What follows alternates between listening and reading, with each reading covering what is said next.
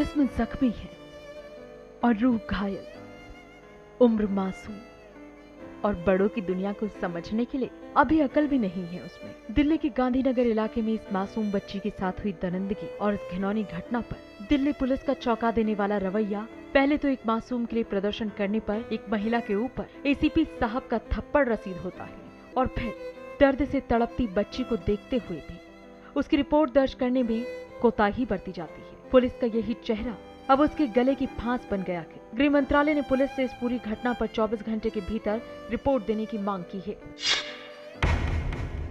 गृह मंत्री सुशील कुमार शिंदे ने दिल्ली पुलिस के इस केस में बरती गई लापरवाही के ऊपर सवाल उठाए हैं। आइए एक नजर डालते हैं उन सवालों पर। पहला सवाल, एफआईआर दर्ज करने में देरी क्यों हुई?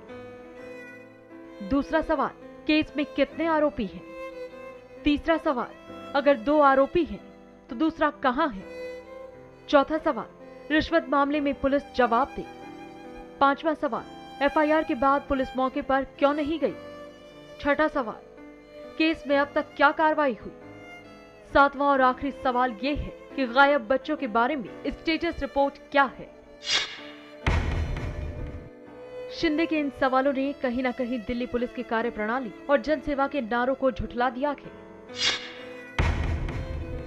हैरत होती है, आखिर कब तक पूछता है ये देश? आखिर कब तक पब्लिक पुलिस की तरफ, पुलिस सरकार की तरफ, सरकार समाज के ढांचे की तरफ उंगली उठाती रहेगी? कब तक भारत को माता कहे जाने वाले इस देश में बेटियां हवस का शिकार होती रहेंगी?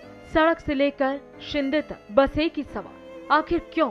सब कुछ देखते हुए भी अनदेखी क्यों? कमजोर क्या है? कमजोरी किसमें है? ये सारे सवाल आज सबके मुंह में सुनाई देते हैं। क्या दिल्ली पुलिस की महज रिपोर्ट पेश कर देने भर से सब खत्म हो जाएगा, या फिर शिंदे के सवालों से सरकार बच जाएगी? चैनल 1 न्यूज के लिए सैयद अली की रिपोर्ट।